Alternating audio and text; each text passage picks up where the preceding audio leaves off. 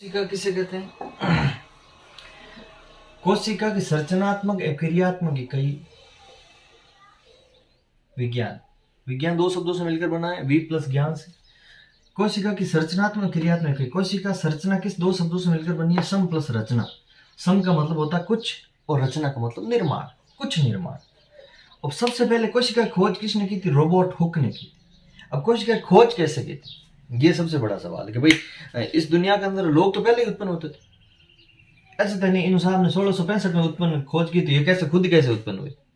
तो ये कोई एक वस्तु नहीं है, पहली बात। ये मतलब दुनिया को ये आभास नहीं था, दुनिया को ये पता नहीं था, दुनिया इसके बारे में जानती नहीं थी कि हमारा निर्माण कैसे हुआ है। पर इनको आवश्यकता क्यों हुई? इनको ऐसी क्या आवश्यकता हो गई कि मतलब कि कोशिका की खोज करें?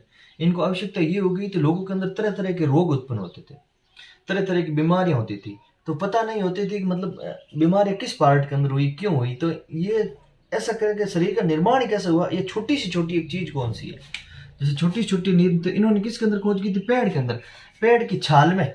1665 में रॉबर्ट हुक ने पेड़ की छाल के अंदर कोशिका की खोज की। पेड़ की छाल, ये सबसे ऊपरी हिस्सा, आप इसको आराम से देख लो, ये सबसे ऊपरी हिस्सा है पेड़ का, इसे छाल कहते हैं। इस छाल का उन्होंने छोटा सा ये अंश लिया था। इस अंश के अंदर उसने दूरबीन लगा करके देखा, तो उसने इसके अंदर क्या पाया गया? ऐसे ऐसे गोल गोल एक डब्बे की आकृति की एक संरचना ही पाई गई थी। तो फिर उन्होंने इस अंश का ये भाग है ना, इसको उन्होंने क्या नाम दिया? सेल। सेल को या हिंदी में कहते हैं कोशिका। तो कोशिका की सबसे पहले खोज किसने की थी? रॉबर्ट हुक ने 1665 में की थी, पेड़ के छाल में की थी। कोशिका का कार्य क्या? संरचनात्मक और क्रियात्मक। संरचना यानी निर्माण करना शरीर का, समझ रहे आप?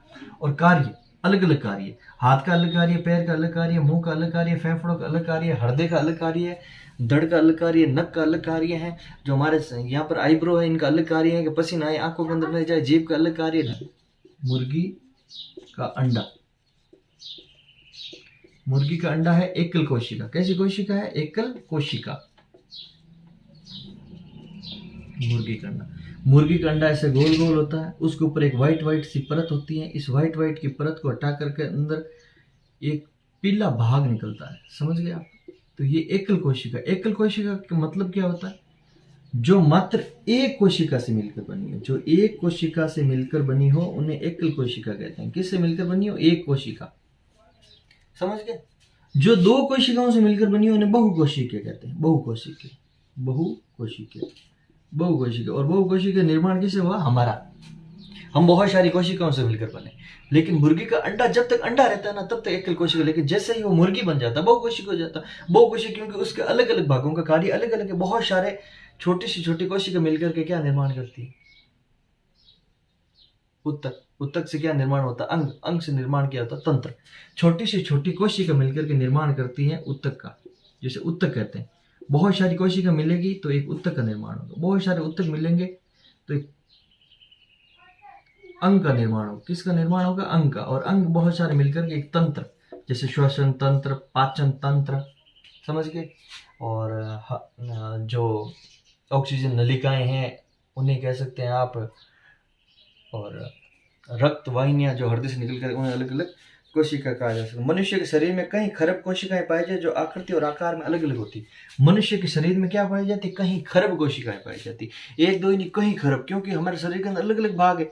सुबह उठना भी है, वापस सोना भी है। जब हम सोते हैं तो हृदय कार्य करता है, मृत कोशिकाएं अलग होती है, नई कोशिकाओं को निर्माण होता है। कोई एक कोशिका मिलकर कार्य नहीं कर सकती। जैसे किसी शादी है आपकी, अब शादी के अंदर मान लो किसी एक आदमी को लाके आपने बैठा दिया, उस आदमी को बोलो आपको खाना भी बनाना है, बर्तन भी साफ करना है, टेंट भी लगाना है, फिर आपको हवन भी करवाना है, और गाड़ी लेके आपको ड्राइवरिंग भी करनी है। तो ऐसा कार्य सारे नहीं कर सकते, बहुत सारे लोग मिलकर करते हैं। उसी तरह हमारे शरीर के अंदर ही बहुत सारी छोटी छोटी कोशिकाएं मिलकर के ये कार्य करती हैं। तो इसीलिए हम इसे कहते हैं बहुकोशिका। अतः एक कोशिकीय जीव, ऐसे जीव जिनमें एकल कोशिका या एक कोशिका होती है, वे एकल कोशिका पाए जाते हैं। ऐसे समस्त जैविक क्रियाएं करते हैं। जो एक कोशिकीय जीव, जैसे अमीबा और पैरामीशियम, एक कोशिकीय जीव। एक कोशिकीय जीव किसे कहते हैं? जिनकी एक कोशिका मिलकर के कार्य करते हैं। और एक कोशिकीय जीव कौन कौन से? अमीबा और पैरामीशियम। अमीबा और पैरामीशियम, पैरामीशियम, अमीबा और पैरामीशियम, ये दो जीव होते हैं एकल कोशिकीय। अमीबा और पैरामीशियम, अमीबा का आकृति कैसे होती है? अनिश्चित होती है, ऐसी कुछ भी हो सकती है। जैसे जैसे इसे आवश्यकता होगी अपनी आकृति बदलता रहेगा। ऐसे ऐसे कुछ भी हो सकती है इसकी आकृति, समझ रहे हैं आप। अब किस भी आकृति क्यों, क्योंकि एक कोशिका, बहुत सारी कोशिका है, कोशिका है ना, कोशिका का मतलब होता है पानी। पानी की बूंद कैसे होती है, पानी की बूंद बरसात के अंदर अलग होती है, चलते हुए पानी की आकृति अलग होती है, उसी तरह इसकी भी एक कोशिका एक बूंद के समान होती है, जो कुछ भी आकृति ले सकती है परिस्थिति के अनुसार। जितना इसके ऊपर पास बल लगता है वैसे वैसे परिवर्तन। और पैरामीशियम, पैरामीशियम की आकृति होती है ऐसी, ये है पैरामीशियम।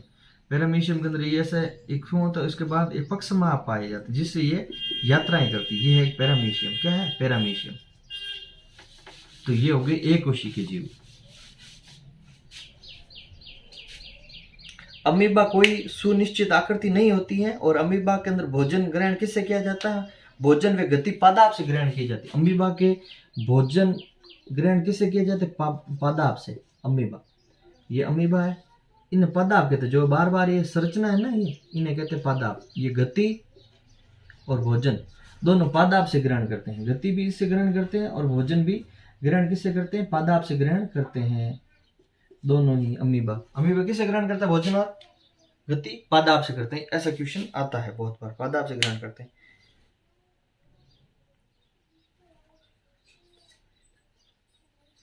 और कोशिका सिद्धांत किसने दिया? कोशिका खोज किसने की थी? रॉबर्ट हुक ने। ये सर्वप्रथम याद रखे, ऐसा सवाल कभी भी। कोशिका खोज की थी रॉबर्ट हुक ने 1665। कोशिका खोज किसने की थी? रॉबर्ट हुक ने। कब की थी? 1665।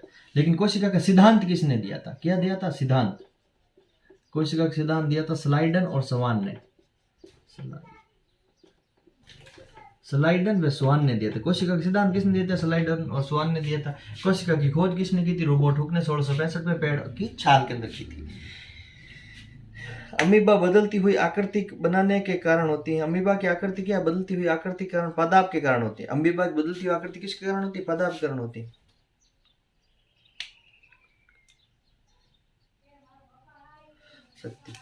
एक कोशिका जीव अपने बदल सकती है। तो WBC, मनुष्य के अंदर एक कोशिका कौन सी संरचना है? WBC, white cell. मनुष्य के अंदर WBC है जो एक कोशिका है, WB और C and white blood cell. समझ गए? ये एक कोशिका है। कैसी है? एक कोशिका। WBC कैसी है? एक कोशिका है। मनुष्य के अंदर जो WBC है वो एक कोशिका है। इसके अंदर बहुत सारी कोशिकाएं नहीं है। WBC ये अपने अपनी आवश्यकता के अनुसार अपनी आकृति परिवर्तन कर सकती हैं। ये रोगाणु से भक्षण करने के लिए कार्य करती हैं, इसलिए अपनी आकृति जैसे जैसी आवश्यकता होगी अपनी आकृति कर सकती है। मनुष्य के अंदर एक कोशिका कौन सी है? तो WBC। और एक कोशिका कौन सी है? शतुर्मुख का। सबसे बड़ी कोशिका एक कोशिका कौन सी? शतुर्मुख का अंडा। सबसे छोटी एक कोशिका कौन सी है? Amoeba, Euglena, paramecium. ये एक कोशिकीय है और इनकी संरचना किसके अनुसार बदलती है? पादाप के अनुसार। पादाप जो बार बार की संरचना होती है उन्हें पादाप कहता है। मनुष्य के अंदर ऐसा है तो ये अपनी आकृति बदलती है। कुछ कोशिकाएं शाखांती होते हैं जैसे तंत्रिका कोशिका, कुछ कोशिका शाखांती। शाखा का मतलब होता है भाग, अलग अलग भाग। शाखांती कोशिका कौन सी होती है? तंत्रिका कोशिका। तंत्रिका,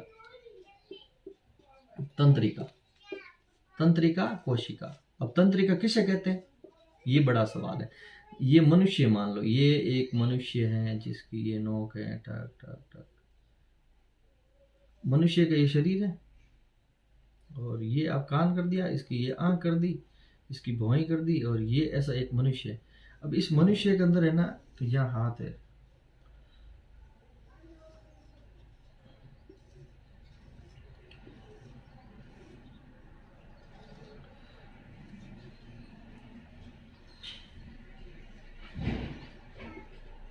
अब इस मनुष्य के अंदर क्या है कि कोशिका। अब यहाँ पर कोशिका के अंदर यह क्या? हार्ट है, हृदय है, और इसके अंदर ये फेफड़े हैं। अब फेफड़े के अंदर इसे निर्माण क्यों? सबसे पहले डॉक्टर ये कहता है कि यहाँ पर हेलमेट धारण करें। क्यों करें? क्योंकि जो भी यहाँ पर मान लो कहीं आग की कोई चीज उसने स्पर्श कर ली, क्या कर ली? स्पर्श कर ली।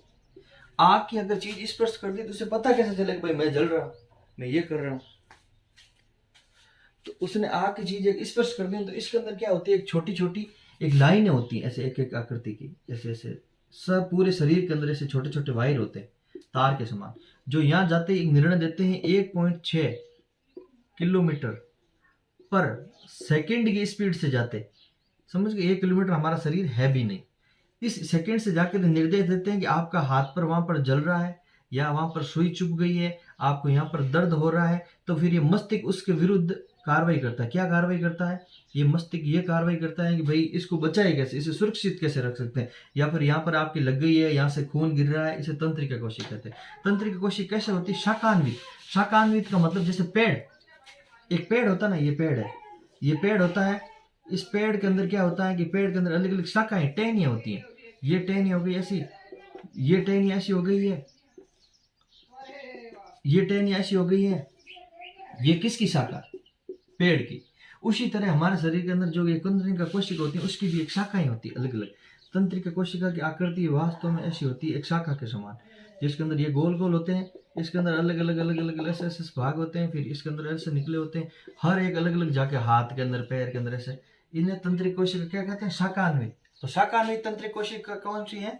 तंत्रिका कोशिका, शाखान्वित कोशिका है।